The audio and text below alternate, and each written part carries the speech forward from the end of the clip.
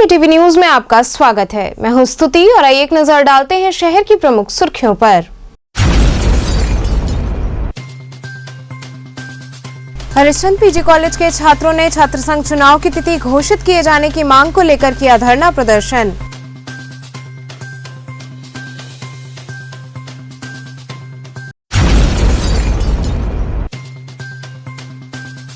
BHU अस्पताल की OT में शॉर्ट सर्किट से अचानक लगी आग, हालांकि इसमें कोई नहीं हुआ हताहत।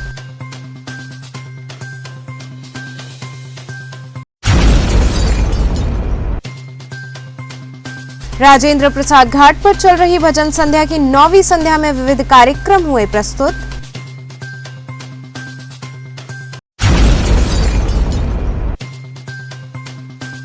और बढ़ती ठंड को देखते हुए भगवान बड़ा गणेश को पहनाया गया ऊनी वस्त्र। और अब खबरें विस्तार से। हरिश्चंद्र पीजी कॉलेज के छात्रों ने छात्र संघ चुनाव की तिथि घोषित किए जाने की मांग को लेकर धरना प्रदर्शन किया। हरिश्चंद्र स्नातकोत्तर महाविद्यालय के मुख्य द्वार पर छात्र संघ प्रत्याशी व उनके समर्थकों द्वारा छात्र संघ चुनाव की तिथि घोषित करने व महात्मा गांधी काशी विद्यापीठ में होने वाले छात्र संघ चुनाव की तिथि को निरस्त करने के विरोध में धरना प्रदर्शन किया गया। इस दौरान छात्रों ने प्रशासन पर यह आरोप लगाया कि वर्तमान समय में भाजपा व एबीवीपी के पास कोई भी छात्र संघ का प्रत्याशी न होने के कारण सरकार द्वारा चुनाव निरस्त कराया जा सकता है। इस दौरान छात्रों ने कहा कि अविलंब यदि छात्र संघ चुनाव की तिथि घोषित नहीं की जाती है तो छात्र उग्र आंदोलन हेतु बाध्य होंगे। धरने में प्रमुख रूप से सौरभ यादव, अभिषेक चौधरी, पीयूष यादव, रोहित यादव, पंकज सिंह, मनीष सोनी सहित कई छात्र शामिल रहे। वहीं धरना दे रहे छात्रों से चुनाव अधिकारी अशोक कुमार सिंह ने मौके पर पहुंचकर उनसे बात की और उनकी समस्याएं जानी। साथ ही उन्हें आश्वासन दिया कि शीघ्र ही चुनाव की तिथि तय कर दी जाएगी। इस आश्वासन के बाद धरना समाप्त हुआ। इस मांगों को लेकर धरना प्रदर्शन कर रहे हैं। आज हम लोगों ने चुनाव की डेट मांगने के लिए धरना प्रदर्शन दिए हैं। क्या मांगे हैं आप लोग? आज हम लोगों की मांगे है, हम लोगों की छात्र संघ चुनाव की डेट दिया जाए। क्यों निरस्त किया गया है? यहाँ पे अखिल भारतीय विद्यार्थी परिषद का कोई भी प्रत्याशी न होने के कारण चुनाव न कर, जब तक से वो सोच रहे हैं भारतीय जनता पार्टी की प्रत्याशी ना आ जाए और मजबूत ना हो, उसके पहले वो शासन चुनाव कराने के लिए दुविधा डाल रहे हैं। मांगे नहीं मांगी जाएगी तो हम लोगों की धरना इसी तरह चलती रहेगी और जब तक से हम लोगों की मांगे पूरी नहीं होगी हम लोग इस धरने से नहीं उठेंगे। क्या है किस मांग को लेकर के आज आप लोग धरना कर रहे हैं? हम लोग आज छात्र संघ चुनाव की तिथि घोषित करवाने के लिए धरने बैठे हुए हैं। जिस तरीके से विद्यापीठ में छात्र संघ चुनाव आने के बाद भी नामांकन करवाने के बाद वहाँ की तिथि को निरस्त कर दिया गया, उसी के विरोध में लोग बैठे हुए हैं। और यहाँ के छात्र संघ चुनाव अधिकारी एवं जिला प्रशासन से हम लोग मांग की है कि जल्द जल्द हमारे छात्र संघ में भी, हमारे महाविद्यालय में छात्र संघ की चुनाव तिथि घोषित हो। ये क्या मांग है और इस पर बच्चों की मांग छात्र संघ चुनाव की है। ये चुनाव की मांग कर रहे हैं। इसके पहले मैं पुलिस कमिश्नर साहब से मिला था, उनसे सहमति भी बना लिया था। 20 तारीख को नॉमिनेशन और 30 तारीख को चुनाव लगभग हमारा तय हो चुका था, लेकिन फिर कुछ प्रशासनिक दिक्कत के नाते कमिश्नर साहब ने कहा कि नहीं रुक जाइए, 23 के बाद हम नया सूचना आपको देंगे। तो ये मांग कर रहे हैं 24 को हम जाएंगे, जो ही नई तिथि आएगी उस पर चुनाव होगा और कोई समस्या ही नहीं है। धरना कर रहे हैं तो धरना डेट के लिए कर रहे हैं। अभी मैं समझाऊंगा कि भाई 24 तारीख को सूचना मिल जाएगी, चुनाव होगा, कोई कहीं कोई दिक्कत नहीं है। डेट हमको मिल चुकी थी, 20 और 30 कराने जा रहा था मैं। आगे का डेट निर्धारित होगा। अब 24 को हम जाएंगे, बुलाए हैं लोग हमको, हम बात करके डेट तय करेंगे। बीएचयू अस्पताल की ओटी में शॉर्ट सर्किट से अचानक आग लग गई, हालांकि इसमें कोई हताहत नहीं हुआ है। काशी हिंदू विश्वविद्यालय के सरसुंदर लाल चिकित्सालय में मंगलवार को उस समय हड़कंप मच गया जब ऑपरेशन थिएटर में शॉर्ट सर्किट से आग लग गई। आग ऑक्सीजन पैनल में लगी और थोड़ी ही देर में पूरा ऑक्सीजन पैनल उसकी जद में आ गया। आग की सूचना पर पहुंचे सुरक्षा कर्मियों ने फायर एक्सटेंशन से ही आग पर काबू पा लिया। वहीं इस दौरान मरीजों और उनके तीमारदारों में अफरा तफरी मची रही। जिस ऑपरेशन थिएटर के ऑक्सीजन पैनल में आग लगी उसके बगल में ऑपरेशन चल रहा था। अचानक आग और धुएं से परेशान डॉक्टर्स ने फौरन मरीज को वहां से हटाकर दूसरे ओटी में शिफ्ट किया। इस संबंध में अस्पताल के एमएस डॉक्टर के गुप्ता ने बताया कि हमारे ऑपरेशन थिएटर में एक पैनल होता है जिसमें इलेक्ट्रिसिटी के साथ ही साथ ऑक्सीजन भी सप्लाई होता है। उसमें अचानक शॉर्ट सर्किट से आग लग गई। सबसे पहले हमने मरीज और स्टाफ को सिक्योर किया और जिनके ऑपरेशन होने थे उन्हें अल्टरनेटिव ऑपरेशन थिएटर्स में ट्रांसफर किया गया है। आग लगने से पूरा पैनल जल गया है जिसकी अनुमानित कीमत लगभग 2 लाख के आसपास है। एमएस ने बताया कि आग लगते ही अस्पताल के सुरक्षा कर्मियों ने फौरन फायर एक्सटेंशन से ही आग पर काबू पा लिया है।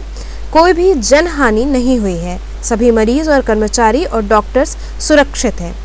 वहीं आग की सूचना पर मौके पर पहुंचे भेलूपुर के अग्निशमन अधिकारी राधेश्याम सिंह ने बताया कि हमें आग की सूचना मिली थी। हम यहां पहुंचे तो आग बुझ चुकी थी। धुआं बहुत ज्यादा भर गया था जिसे निकालने की कवायद चल रही है। किस तरह की सर आग लगी थी, क्या आप लोग आए मौके पे? ये बीएचयू के ओटी में ऑक्सीजन पैनल एक था, उसमें मशीन रखी थी। डॉक्टर साहब ने बताया कि ये इसमें ऑक्सीजन का पैनल था, इसमें शॉर्ट सर्किट हो गया और छोटी सी आग थी जो धुएं को क्रिएट कर गई उसमें जब आग लगी है। और उस कोई दुर्घटना नहीं हुई है, सब सकुशल रहे। पुलिस स्टाफ हमारा सबसे पहले आ गया, अग्निशमन दल आ गया, पहुंच गया और इसके बाद निराकरण हो गया है। धुआं अभी रह गया है जो निकलने में समय लग रहा है और सब सकुशल। मरीज को कोई दिक्कत? जी, डॉक्टर साहब ने बताया कि मरीज को हटा लिया गया था, किसी को किसी प्रकार की दिक्कत नहीं है। मशीन जली हो या फिर? जी, मशीन एक जली है जो ऑक्सीजन वाली है, वहाँ पर लगी हुई। सर कैसा आग था सर? ओटी चल रही थी हमारी अस्पताल की सर्जरी की। उसमें एक पैनल होता है जिसमें कि इलेक्ट्रिसिटी सप्लाई और वहाँ पर ऑक्सीजन सप्लाई सब साथ होती है। एक स्टैंडर्ड इंस्ट्रूमेंट होता है। उसमें कहीं शॉर्ट सर्किटिंग हुई और जिसकी वजह से ये आग लगी। इमीडिएटली हमारे फायर टेंडर्स थे, इमीडिएटली जो है वो पुश कर दिए गए और सारे मरीज स्टाफ सब लोग जो है सिक्योर कर लिए गए। तो किसी भी प्रकार की कोई जान की कोई वो नहीं हुई। वो एक ओटी के अंदर जो एक पैनल जला था उसको हम लोगों ने पूरा बुझा दिया और किसी भी प्रकार की और कोई समस्या नहीं है। हम लोग रिस्टोर बैक कर रहे हैं। सभी मरीज जो कि जिनकी की ओटी लगी हुई थी उनको ऑल्टरनेटिव ओटीज़ में शिफ्ट करके उनका इलाज किया जा रहा है। तो जो प्रायोरिटी थी पहले कि टेंडर आग बुझा दें, वो बुझ गई। कोई जान की माल की वो नुकसान नहीं हुआ। जो एक ओटी के अंदर लगा था उसी के अंदर जो डैमेज हुआ एक पैनल का उसको हम लोग रिस्टोर बैक करा लेंगे कुछ दिनों में। ठीक है, अभी फिलहाल ये सेक्टर को हमने क्लोज कर दिया है। जी। राजेंद्र प्रसाद घाट पर चल रही भजन संध्या की 9वीं संध्या में विविध कार्यक्रम प्रस्तुत हुए। राजेंद्र प्रसाद घाट पर श्री काशी विश्वनाथ धाम यात्रा के अंतर्गत संस्कृति विभाग उत्तर प्रदेश द्वारा संस्कृति मंत्रालय भारत सरकार एवं धर्मार्थ कार्य विभाग उत्तर प्रदेश के सहयोग से आयोजित भजन संध्या की 9वीं संध्या पर प्रथम प्रस्तुति आगरा के सुधीर नारायण द्वारा भजन गायन से हुआ। इनके साथ तबले पर बलराम मिश्र एवं कीबोर्ड पर संतोष कुमार ने कुशल संगत किया। दूसरी प्रस्तुति आलोक पांडे के निर्देशन में शिवार्चनम की हुई। इसके अंतर्गत पुष्पांजलि, गंगा स्तुति, नटराज स्तुति एवं आनंद तांडव की प्रस्तुति की गई। तीसरी प्रस्तुति नीरज सिंह के भजन गायन की रही। भजन संध्या की अंतिम प्रस्तुति रेखा भारद्वाज के गायन की रही। उन्होंने एक से बढ़कर एक गीत सुनाकर सभी को झुमा दिया। कार्यक्रम का संयोजन डॉक्टर लवकुश द्विवेदी, निदेशक अयोध्या शोध संस्थान एवं डॉक्टर सुभाष चंद्र यादव, प्रभारी क्षेत्रीय सांस्कृतिक केंद्र द्वारा एवं कार्यक्रम में सहयोग अतुल सिंह द्वारा किया गया। कार्यक्रम का सफल संचालन डॉक्टर ज्योति सिंह ने किया।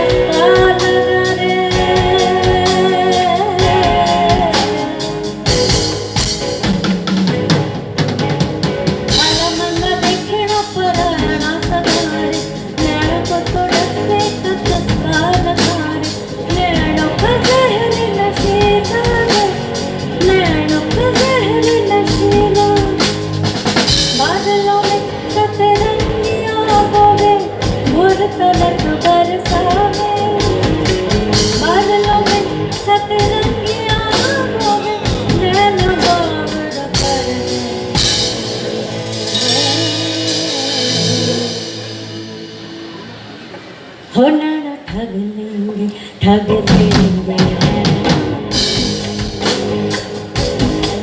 हो नैना ठग लेंगे नैना ठग लेंगे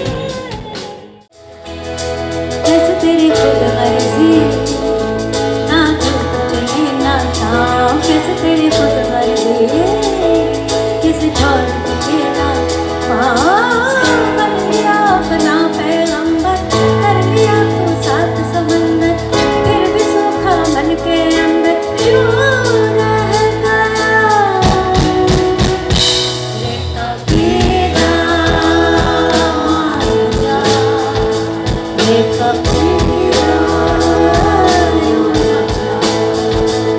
आजा तुझको पुकारे तेरी परछाया लेका पीना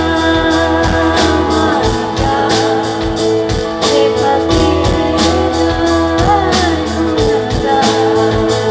ऐसा तू है निर्मोही कैसा हट जाया रे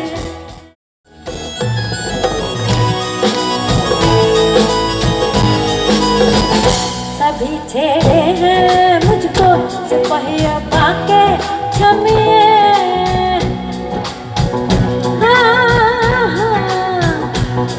हाँ जी हाँ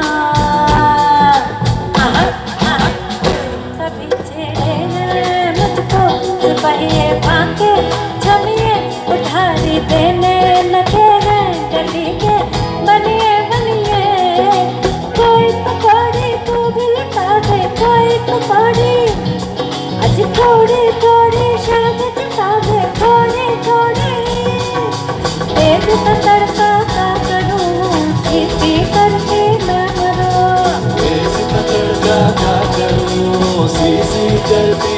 मरूँ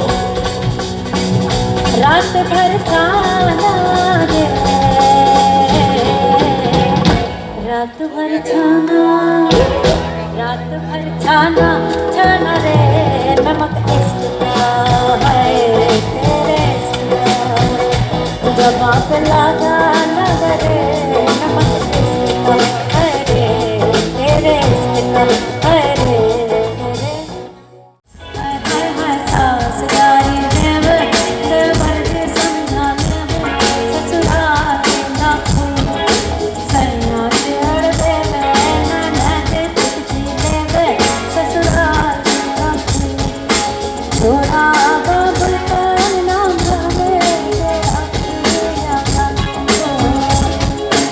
उषट पहले खाए के बीड़ा पान पूरे काशी से अलग सयान निशान ससुराल ना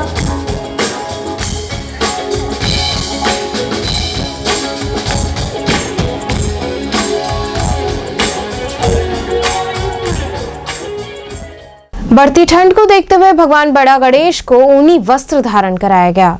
बढ़ती ठंड व शीतलहर को देखते हुए भगवान बड़ा गणेश को गर्म कपड़े पहनाए गए। मंदिर के पुजारी ने बताया कि हमारा भाव है कि जैसे हमें ठंड लगती है वैसे ही भगवान को भी ठंड लगती है, इसलिए वैकुंठ चतुर्दशी से लेकर वसंत पंचमी तक प्रभु को गर्म कपड़े पहनाए जाते हैं। इसी को देखते हुए मंदिर प्रांगण के आसपास में भी स्थापित सभी देवी देवताओं को ऊनी वस्त्र धारण कराकर पूजन किया गया।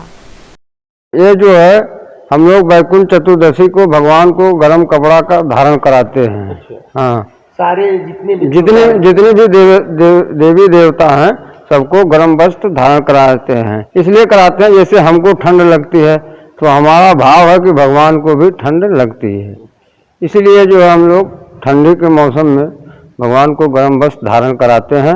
और यह वस्त्र जो है बसंत पंचमी तक धारण कराते हैं, इसके बाद गर्म कपड़ा उतर जाता है। कितनी पुरानी परंपरा है ये सदियों पुरानी परंपरा है। तो क्या संदेश देंगे भक्तों को? बाबा का एक नया रूप देखने को मिल रहा है। बाबा को हर साल सबको नया रूप दिखाते ही हैं, और ठंडी में तो भगवान, क्योंकि कोई तो ये है नहीं कि जो है केवल आज ही ये हुआ है गर्म वस्त्र धारण कराया गया है, ये सदियों से चला आ रहा है। जैसे हमको जो ठंड लगती है हम भी सोचते हैं भगवान को भी ठंड लगती है, इसलिए उनको जितने भी देवी देवताएं हैं आस्था है और यह जो है हम लोग भगवान को गर्म कपड़ा धारण करा। जगतपुर खेल मैदान में ग्रामीण प्रीमियर लीग के 5वें संस्करण का उद्घाटन डेनकाशी न्यूज चैनल के प्रबंध निदेशक धर्मेंद्र सिंह दीनू द्वारा किया गया। रोहनिया विधानसभा अंतर्गत जगतपुर के खेल मैदान में ग्रामीण प्रीमियर लीग के 5वें संस्करण का आयोजन किया गया। इस अवसर पर उद्घाटन समारोह के मुख्य अतिथि के रूप में डेनकाशी चैनल के प्रबंध निदेशक धर्मेंद्र सिंह दीनू उपस्थित रहे। मुख्य अतिथि का स्वागत उनका माल्यार्पण कर किया गया। वहीं प्रीमियर लीग का उद्घाटन मुख्य अतिथि द्वारा खिलाड़ियों से हाथ मिलाकर व उनका परिचय प्राप्त कर किया गया। इस अवसर पर मुख्य अतिथि ने कहा कि जनता का उत्साह देखने लायक है। इस सफल आयोजन के लिए और खिलाड़ियों के उत्साह वर्धन के लिए मैं ग्रामीण प्रीमियर लीग के सभी पदाधिकारियों को धन्यवाद देता हूं। साथ ही इस प्रतियोगिता में जितनी भी टीमें प्रतिभाग कर रही हैं, मैं उन सभी को अपनी शुभकामनाएं देता हूं। वहीं इस दौरान जीपीएल प्रवक्ता हेमेंद्र नारायण सिंह ने कहा कि ये इस प्रतियोगिता का 5वां संस्करण है। कोविड प्रोटोकॉल का पालन करते हुए हमने पिछले 2 वर्ष में इस आयोजन को स्थगित रखा। अब इस वर्ष पुनः यह आयोजन किया जा रहा है। उन्होंने बताया कि इस ग्रामीण प्रीमियर लीग में 128 टीमें भाग लेती हैं, जिसमें ग्रामीण अंचल की ही टीम होती है और एक गाँव की एक ही टीम प्रतिभाग करती है। उन्होंने बताया कि इस प्रतियोगिता के प्रथम विजेता को 50,000 रुपए नगद व विजेता ट्रॉफी, उप विजेता टीम को 30,000 रुपए नगद व उप विजेता की ट्रॉफी, इसके साथ ही मैन ऑफ द सीरीज को एक बाइक प्रदान कर पुरस्कृत किया जाएगा। इस मौके पर सचिव निखिल सिंह, अध्यक्ष रुद्र प्रताप सिंह सहित समस्त पदाधिकारीगण उपस्थित रहे। ये जीपीएल 5 जो आज ग्रामीण प्रीमियर लीग का जो आज पहला दिन है शुभारंभ हो रहा है और ये देख के भीड़ और यहाँ की जो जनता है उपस्थित है, ये उत्साह देख कर लग रहा है कि टूर्नामेंट का जो बहुत बड़ा यहाँ पर आयोजन होता है। और सबसे बड़ा मैं धन्यवाद देना चाहता हूँ जो ग्रामीण प्रीमियर लीग के जो कमेटी है, जो संस्था है, जो हमारे टीम के सभी लोग उसमें निखिल जी और तमाम बुद्धा जी, तमाम वहाँ के बहुत सारे पदाधिकारी हैं, सबको मैं धन्यवाद देना चाहता हूँ। और यहाँ पर जो फर्स्ट जो विजेता होगा उसको 4,000 रुपये का इनाम दिया जाएगा और जो सेकंड है उसको 30,000 का इनाम दिया जाएगा। मैन ऑफ द सीरीज है उसको एक बाइक के इनाम में रखा गया है। तो यहाँ पर एक बहुत बड़ा जो खिलाड़ियों का उत्साहवर्धन के लिए और इतना बड़ी जो आयोजन किया जा रहा है, मैं बहुत बहुत धन्यवाद देता हूँ। और मेरी शुभकामना है कि यही कि जितनी भी टीम है 128 गांव यहाँ पर जो भाग ले रहे हैं, सबको मेरी शुभकामना है। ठीक, निखिल जी, कल कितने वर्षों से हो रहा है ये आपका ग्रामीण प्रीमियर जो जीपीएल है, तो कितनी टीम लेती है भाग, उसमें क्या क्या उनको पुरस्कृत किया जाता है और कितने दिन तक ये होता है? ये जीपीएल का 5वां संस्करण है, ये 5वां साल होने जा रहा है और इसमें 128 टीम भाग लेती है और जो भी टीमें होती हैं एक गाँव से बिलोंग करती हैं, उसमें किसी और गाँव के लड़के उसमें नहीं खेल सकते हैं। कहाँ से टीम आती है? संभवतः प्रयास होता है कि हमारा कि रोहनिया विधानसभा के अंतर्गत जो टीमें हों 128 गाँव वो आ जाएँ, बाकी कुछ एक टीमें बाहर की भी रहें। तो क्या पुरस्कृत उनको क्या इनाम दिया जाता है जो जीतती है टीम? इनाम इस साल तो अभी फिलहाल 50,000 कैश है और ट्रॉफी सेकेंड रनर टीम को 30,000 रुपये। अब जो मैन ऑफ द सीरीज होगा उसके लिए पल्सर बाइक। ये हमारा 5वां संस्करण है।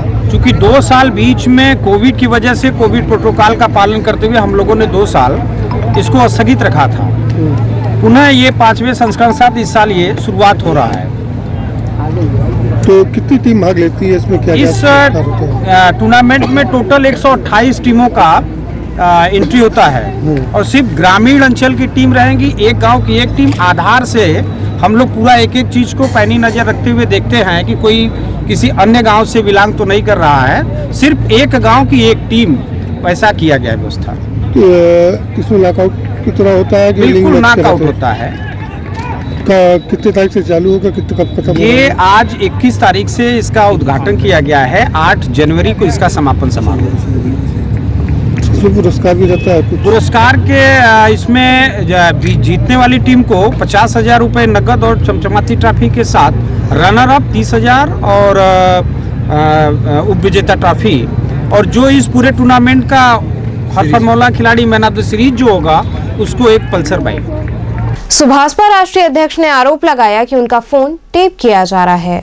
सुहेलदेव भारतीय समाज पार्टी के राष्ट्रीय अध्यक्ष ओम प्रकाश राजभर ने मीडिया से बातचीत की। इस दौरान सपा अध्यक्ष अखिलेश यादव के फोन टेप के आरोप पर ओम प्रकाश राजभर ने कहा कि उन्हीं का सिर्फ फोन नहीं टेप किया जा रहा है, हमारा भी फोन टेप हो रहा है, हमारे स्टाफ का भी फोन टेप किया जा रहा है। इस नाते कि समाजवादी पार्टी की सरकार बनाने जा रहा हूं, जब उनके साथ था तब ऐसा नहीं होता था।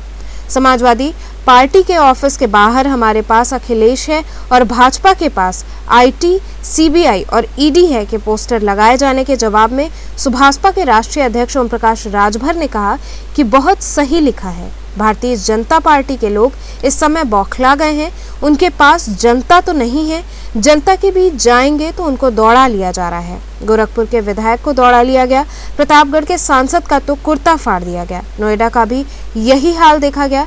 प्रदेश में जनता विधायकों को दौड़ा रही है, ये लोग रथ लेकर निकल रहे हैं, इनको जनता दौड़ा ले रही है। इसलिए जो बात पोस्टर में लिखा है वो सही है। भागीदारी संकल्प मोर्चा और समाजवादी पार्टी के पास अखिलेश है और भारतीय जनता पार्टी के पास सीबीआई और ईडी है। सपा नेताओं के घर आयकर छापेमारी को लेकर ओम प्रकाश राजभर ने कहा कि भारतीय जनता पार्टी की हताशा और निराशा है। योगी जी और केशव मौर्य, योगी जी को पैदल कर देते हैं और केशव मौर्य को दिल्ली बुला करके हमारे देश के प्रधानमंत्री जी उनको सोफा पर बैठा के बतियाते हैं और हमारे सूबे के मुख्यमंत्री जी को पैदल घुमाते हैं। ये है इन लोगों की हताशा, निराशा, बौखलाहट, जिसके वजह से अभी तो ईडी का छापा पड़ा है ना। अभी देखिएगा कि राजभर के यहाँ, अखिलेश जी के यहाँ अभी इनकी सीबीआई आएगी, आईबी आएगी, डरवाने के लिए, धमकाने के लिए कि ये लोग अखिलेश जी का साथ छोड़ दें, अलग हो जाएं। लेकिन हम लोग वो जीव हैं कि हम लोग टूट सकते हैं लेकिन झुक नहीं सकते। देखिए, ये कांग्रेस पार्टी ने भी किया था और सुप्रीम कोर्ट ने तो सीबीआई तक को ये कह दिया था कि तोता है ये। तो ये जो कांग्रेस की रीजिंग में हुआ था तो कांग्रेस की विदाई हो गई। अब ये भारतीय जनता पार्टी वही हथियार उठाई है कि ईडी और सीबीआई का शुरू कर रहे हैं, तो इनकी भी विदाई तय है। जनता समझ गई है महंगाई की मार से त्राहिमाम हो गया है। नौजवान जो बेकार घूम रहा है, बेरोजगारी इन्होंने 75 साल की आज़ादी में 1 नंबर कर दिया, इससे बेरोजगार परेशान है। और मोदी जी और योगी जी का ललका छुट्टा सांड सड़क पर एक्सीडेंट कर रहे हैं, ट्रामा सेंटर चले जाइए, 70% सांड से लड़के अस्पताल में भर्ती हैं। इस समय किसानों का योगी जी, मोदी जी का ललका सांड और कल मटर चल रहे हैं, आलू चल रहे हैं, गोभी चल रहे हैं, गेहूं चल रहे हैं। किसान बेचारा दिन भर तो काम कर रहा है खेती का, रात को डंडा लेकर के इनको अगोर रहा है, तहीं से सुत जा रहा है, झपकी लग जा रही है, तब से 100 ठो सांड जा करके अपना लूट रहे हैं, उस किसान को बर्बाद कर दे रहे हैं। इसके लिए इनके पास तो कोई सोच बुद्धि है नहीं। इससे किसान परेशान है, जीएसटी से व्यापारी परेशान है, इनके छोटे छोटे जो भी चीजें हैं सब लोग परेशान हैं। आत्मनिर्भर भारत अभियान व पीएम सूक्ष्म खाद्य उद्योग उन्नयन योजना के अंतर्गत कार्यशाला आयोजित हुई। आत्मनिर्भर भारत अभियान व प्रधानमंत्री सूक्ष्म खाद्य उद्योग उन्नयन योजना के तहत 1 दिवसीय कार्यशाला का आयोजन कमिश्नरी सभागार में किया गया। कार्यशाला का उद्घाटन सीताराम गुप्ता, अपर आयुक्त प्रशासन ने किया। कार्यक्रम का संचालन जिला उद्यान विभाग संदीप गुप्ता ने किया। कार्यशाला के दौरान लोगों ने इस उद्योग से जुड़ी जानकारियां प्राप्त की। आज प्रधानमंत्री सूक्ष्म खाद्य उद्योग उन्नयन योजना में वाराणसी मंडल के किसानों का, उद्यमियों का एक सेमिनार रखा गया है, जिसमें एक महत्वपूर्ण कार्यशाला रखी गई है। सारी जानकारियां उनको लोन लेने की, अनुदान के बारे में 10 लाख रुपए तक का अनुदान हम कैसे दे सकते हैं, उसके बारे में विस्तार से जानकारी प्रदान कराई जा रही है। यह कार्यशाला वाराणसी मंडल में जो हमारा खाद्य प्रसंस्करण का संगठित क्षेत्र है, उसके लिए एक बहुत ही महत्वपूर्ण रोल प्ले करेगा, मुझे ऐसा पूरा भरोसा है। कहाँ से लोग यहाँ पे? इसमें मंडल के चारों जिलों से लोग आए हुए हैं और सबसे जो महत्वपूर्ण पक्ष है कि हम उद्यमियों को जोड़ने का पूरा प्रयास कर रहे हैं कि नए उद्यमी बने। जो कार्यक्रम असंगठित है, योजनाएं असंगठित रूप से चल रही हैं, बैंकों में दिक्कतें हैं, उनका निवारण कराया जाए। यहाँ रुकेंगे एक छोटे से ब्रेक के लिए, आप बने रहिए KTV के साथ।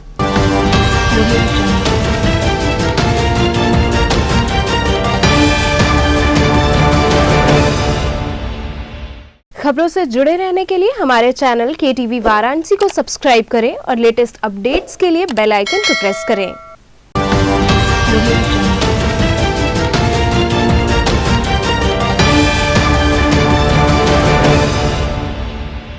ब्रेक के बाद आपका स्वागत है। महात्मा गांधी काशी विद्यापीठ के छात्र संघ चुनाव की तिथि स्थगित करने के विरोध में NSUI ने पत्रकारों से वार्ता की। महात्मा गांधी काशी विद्यापीठ प्रशासन द्वारा 17 दिसंबर को छात्र संघ नामांकन की तिथि और 24 दिसंबर को चुनाव की तिथि घोषित की गई थी, पर अचानक से पुलिस प्रशासन द्वारा सूचना मिली कि प्रधानमंत्री के वाराणसी आगमन के कारण चुनाव को टाल दिया गया।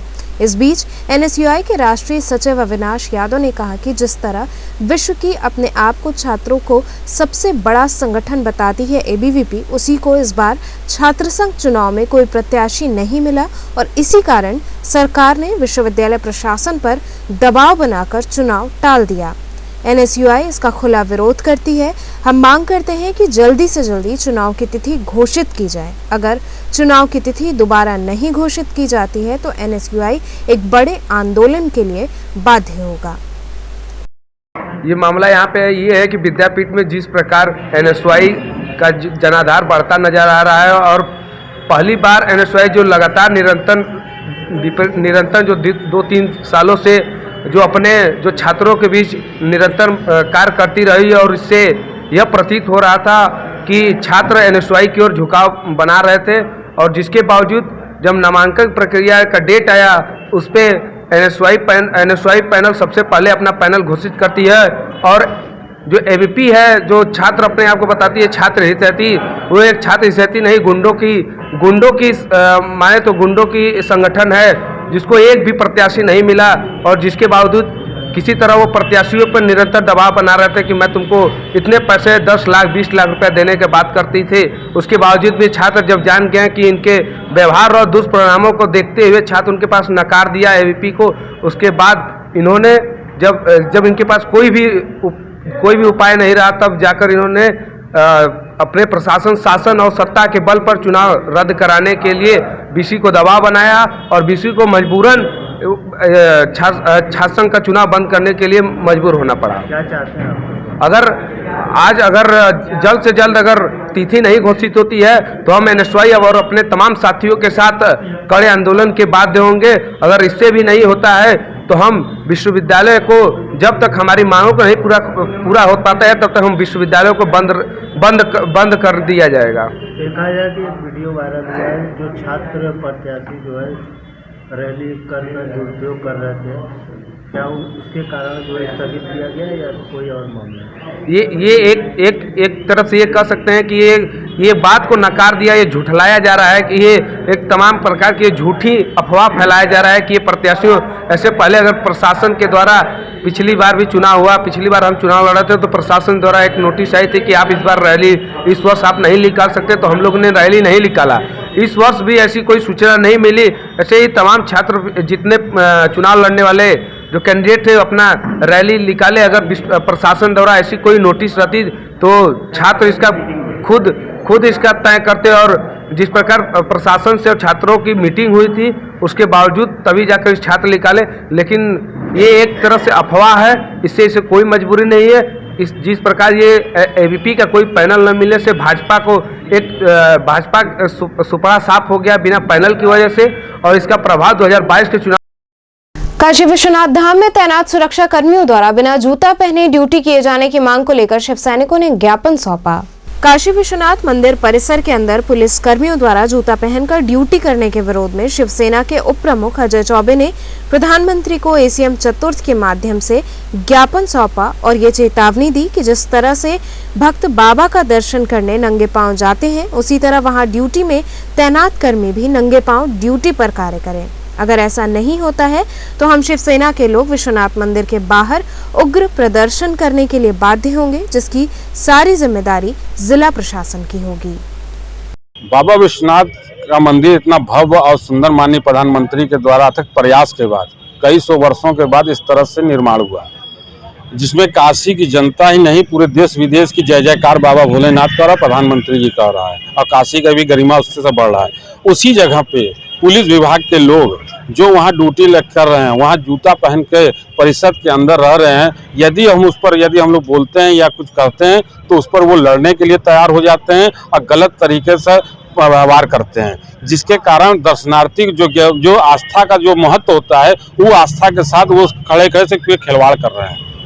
क्यों आज आपने हम लोगों ने मांग किया कि उसके अंदर जो पुलिस विभाग के जो लोग हैं जो ड्यूटी कर रहे हैं, जूता पहन के वो चमड़े का बेल्ट पहन करके वहाँ पर न करें और आस्था के साथ खिलवाड़ न करें। कुछ सीआरपी अच्छे कार्य किए हैं जो वो नंगे पैर थे और चमड़े का बेल्ट भी नहीं पहने थे, मैं उनको धन्यवाद भी देता हूँ। मगर उत्तर प्रदेश की पुलिस वहाँ जूता पहन कर रहती है और वहाँ पर आस्था से जो जुड़े हुए लोग हैं वो नंगे पाँव और नंगे पैर के तरह रहते हैं, चाहे वो ब्राह्मण हो चाहे वो दर्शनार्थी हो जो भी हो। मगर उनको जब देखते हैं तो इस तरह से तो उनको बहुत ही बुरा लगता है और उसका बोलते हैं तो वो कहते हैं जाके अपने बड़े अधिकारियों से कहिए, मगर आस्था का कोई महत्व उनके जिम्मे नहीं रहता। ऐसे जो लोग हैं जो भ्रष्टाचार टाइप का काम कर रहे हैं या आस्था के साथ खिलवाड़ कर रहे हैं उनको तत्काल हटाया जाए, नहीं तो वहाँ व्यवस्था प्रशासन बनाया जाए। नहीं तो शिवसैनिक अगले बार जा करके जो भी कार्य करेगी उसके जिम्मेदार जिला प्रशासन और कमिश्नर महोदय का होगा। ये हमारा चेतावनी है और यदि आस्था के साथ यदि खिलवाड़ बंद नहीं हुआ तो आगे कुछ भी हो सकता है, ये हम नहीं कर सकते। मऊ जनपद के कांग्रेस कार्यकर्ताओं द्वारा पैदल मार्च निकालकर पार्टी की नीतियों से लोगों को अवगत कराया गया। कांग्रेस महासचिव प्रियंका गांधी के नारे लड़की हूं लड़ सकती हूं को लेकर जनपद मऊ में भी कांग्रेसियों द्वारा पैदल मार्च निकाला गया तथा रोडवेज स्थित स्वतंत्रता सेनानी स्वर्गीय अलगू राय शास्त्री की प्रतिमा पर माल्यार्पण कर यात्रा को आगे बढ़ाया गया। कांग्रेस जनों का कहना था कि यूपी कांग्रेस की मुखिया प्रियंका गांधी के नारे मैं लड़की हूं लड़ सकती हूं के नारे ने महिला सशक्तिकरण की अलग जगाई है। गांव-गांव, शहर-शहर जाकर हम महिलाओं को कांग्रेस की नीतियां बता रहे हैं। उन्होंने कहा कि 40% सीटें जहां महिलाओं के लिए आरक्षित की जा रही हैं, वहीं यूपी रोडवेज की बसों में महिला यात्रियों के लिए मुफ्त यात्रा की व्यवस्था की जाएगी। प्रियंका गांधी खुद एक महिला है और महिला की दर्द को वो समझ सकती हैं, इसीलिए उन्होंने बस में किराया मुफ्त किया, न उसमें कोई आई कार्ड लगना है। महिला है उनका किराया किन राज्यों में किराया मुफ्त चल रहा है? अभी चूंकि यहाँ के ये आई हैं 2 साल इनको आए हुआ उत्तर प्रदेश में। पंजाब में कांग्रेस का शासन है और तमाम राज्यों में मुफ्त चल रहा है। अब ये आई हैं तो घोषणा की है, इसके पहले तो ये थी नहीं, तो वहाँ पर होना चाहिए था ना। नहीं, अब ये आई है ना, अभी आई है ना, उत्तर प्रदेश की प्रभारी अभी बनी है, तो इसलिए जब से वो आई है, जब से आप आएंगे तभी से कोई घोषणा करेंगे ना, न कि पूर्व करेंगे। तो इसलिए जब से वो आई हैं उत्तर प्रदेश में जिस तरह से महिलाओं को लेके संघर्ष कर रही हैं, आज आने वाला समय अमन चैन का समय होगा।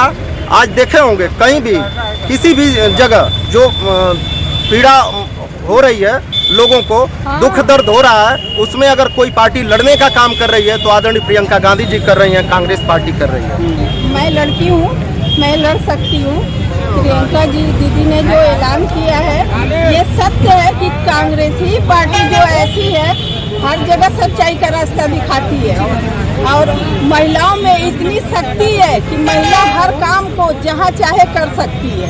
तो दीदी ने जो ऐलान किया है उसके रास्ते हम लोग तो ज़्यादा दिन से चल रहे हैं, लेकिन आज तो सारी महिलाएं एक्टिव हो गई हैं प्रियंका जी के ऐलान पे, तो मैं उसमें संघर्ष करती जा रही हूँ। मुस्लिम जो है मऊ जो है मुस्लिम का इलाका है, यहाँ मुस्लिम ही आएगा तो घर घर में घुस के वोट निकालेगा और जीत सकता है। रामनगर क्षेत्र से पुलिस ने 2 शातिर चोरों को गिरफ्तार कर लिया। रामनगर के भीटी चौकी इंचार्ज प्रकाश सिंह ने 2 शातिर चोरों को गिरफ्तार कर लिया। रामनगर के एक बंद घर का ताला तोड़कर बर्तन, सिलेंडर, सिलाई मशीन, इन्वर्टर की बैटरी, LCD व अन्य सामानों की चोरी कर ये दोनों चोर रामनगर के लंका मैदान की तरफ से लौट ही रहे थे कि भीटी चौकी इंचार्ज महफूज के साथ गश्त के दौरान इन दोनों चोरों को गिरफ्तार कर लिया। अजीत सिंह को आम आदमी पार्टी का प्रभारी घोषित किए जाने पर उनके समर्थकों द्वारा उनका स्वागत किया गया। आम आदमी पार्टी द्वारा वाराणसी के अजीत सिंह को प्रभारी घोषित किया गया है। अजीत सिंह के प्रभारी घोषित होते ही क्षेत्रीय जनता और उनके समर्थकों में हर्ष का माहौल रहा। वहीं अजीत सिंह के राज मंदिर पहुंचते ही समर्थकों ने फूल मालाओं व ढोल नगाड़ों के बीच उनका स्वागत किया। स्वागत करने वालों में प्रमुख रूप से सरोज शर्मा, पंडित रविदत्त मिश्र, गोपाल पांडे, विनोद कुशवाहा इत्यादि लोग शामिल रहे। आगामी 2022 में उत्तर प्रदेश के अंदर जो विधानसभा का चुनाव होना है, आम आदमी पार्टी के प्रदेश प्रभारी माननीय श्री संजय सिंह जो कि राज्यसभा सांसद हैं और उत्तर प्रदेश की सभी 403 विधानसभा सीटों पर आम आदमी पार्टी के प्रत्याशियों को मैदान में उतारकर चुनाव लड़ने की तैयारी है। मुझे संजय सिंह जी ने वाराणसी के शहर दक्षिणी विधानसभा क्षेत्र का प्रभारी नियुक्त किया है। आम आदमी पार्टी ने इस बात का विश्वास जताया है कि यदि मुझे बनारस शहर के अंदर दक्षिण विधानसभा की सीट पर एक उम्मीदवार के रूप में जनता के बीच में वो खड़ा करते हैं तो निश्चित रूप से इस विधानसभा क्षेत्र में जिसे भारतीय जनता पार्टी का अभेद किला कहा जाता है, इस विधानसभा सीट से आपने आम आदमी पार्टी ने मुझे प्रभारी बनाया है और आज प्रभारी बनने के उपरांत यह पहला दिन है जब अपने क्षेत्र की जनता के बीच में, लोगों के बीच में और आम आदमी पार्टी के तमाम कार्यकर्ताओं के बीच में उपस्थित हूं और आज की तारीख से चुनाव प्रचार अभियान की शुरुआत कर रहा हूं। अजीत जी, बात की जाए, आपने कहा अभेद कीड़े की, तो कितना कठिन होने वाला है यह चुनाव? कठिन कुछ नहीं होता। भारतीय जनता पार्टी ने पूरे उत्तर प्रदेश में सिर्फ और सिर्फ नफरत की राजनीति फैलाने का काम किया है। निश्चित रूप से नफरत की राजनीति के खिलाफ आम आदमी के साथ, आम आदमी के मुद्दों पर सही लड़ाई लड़ने की दिशा में हम आगे बढ़ेंगे और इस अभेद किला को भेदने का काम करेंगे। पूर्वांचल उपभोक्ता कल्याण समिति द्वारा पत्रकार वार्ता आयोजित हुई। पूर्वांचल उपभोक्ता कल्याण समिति के अध्यक्ष उदय कुमार श्रीवास्तव ने प्रेस वार्ता के दौरान बताया कि आगामी 24 दिसंबर को राष्ट्रीय उपभोक्ता दिवस पर जन समस्याओं के निराकरण विषयक राष्ट्रीय सेमिनार का आयोजन पराडकर स्मृति भवन में किया जाएगा। इस कार्यक्रम के मुख्य अतिथि जिलाधिकारी कौशल राज शर्मा होंगे। उन्होंने बताया कि इस राष्ट्रीय सेमिनार में मिलावट, घटतौली आदि मुद्दों पर चर्चा की जाएगी।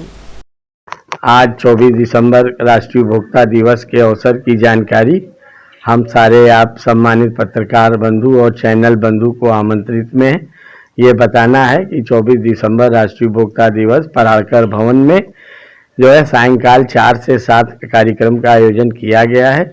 इसमें जो है माननीय उद्योगपति आर.के. चौधरी साहब, दयाशंकर मिश्र दयालु जी, उत्तर प्रदेश मंत्री भारत और केंद्र उत्तर प्रदेश सरकार, और जो है आशुतोष सिन्हा MLC जो है सपा समाजवादी पार्टी के, और अमरीश सिंह भोला जो है युवा वाहिनी के मंडल प्रभारी और BDA सदस्य, और जिला अधिकारी भी आमंत्रित जो है हमने दे दिया है, अभी स्वीकृति नहीं मिली है, मगर नलिनीकांत ADM सप्लाई और DSO जो है क्या कहते हैं ये उमेश चंद मिश्रा अभी नए आए हैं, उनकी स्वीकृति प्राप्त हो चुकी है।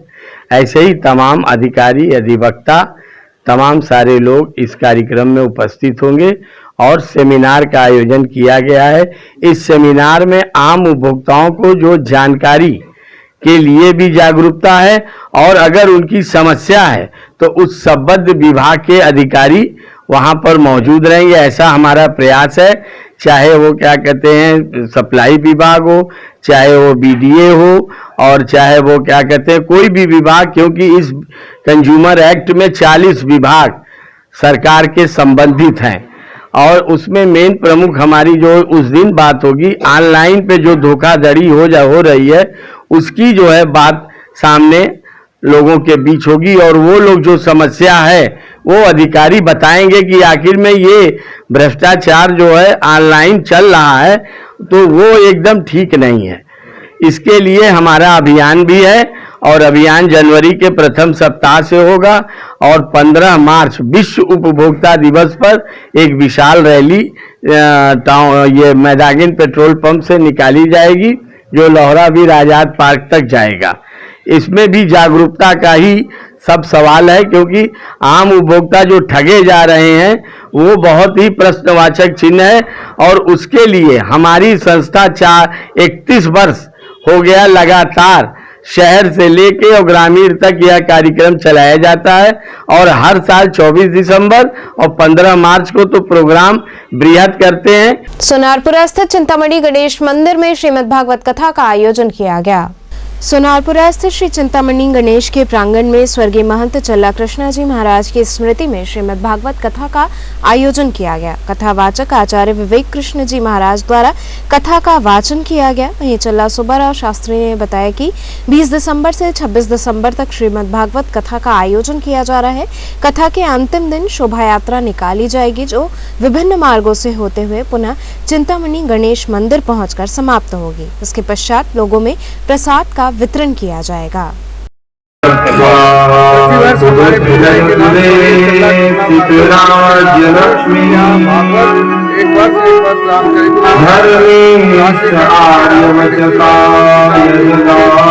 इसी तरह से एक जो कथा यहाँ आयोजन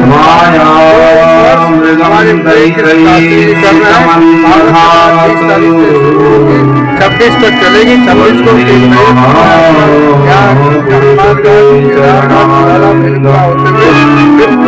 गणेश मंदिर आके आरती कर। तो चलते चलते पुनः एक नजर डालते हैं शहर की प्रमुख सुर्खियों पर। हरिश्चंद्र पीजी कॉलेज के छात्रों ने छात्र संघ चुनाव की तिथि घोषित किए जाने की मांग को लेकर किया धरना प्रदर्शन।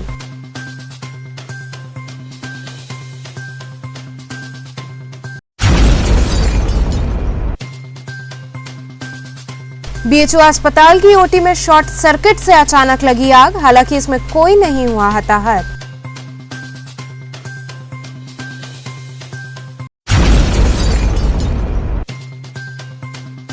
राजेंद्र प्रसाद घाट पर चल रही भजन संध्या की 9वीं संध्या में विविध कार्यक्रम हुए प्रस्तुत।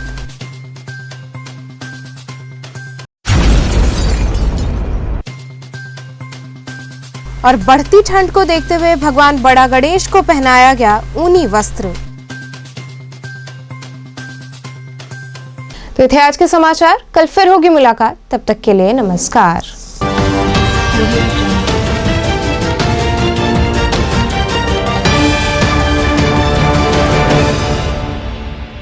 खबरों से जुड़े रहने के लिए हमारे चैनल KTV वाराणसी को सब्सक्राइब करें और लेटेस्ट अपडेट्स के लिए बेल आइकन को प्रेस करें।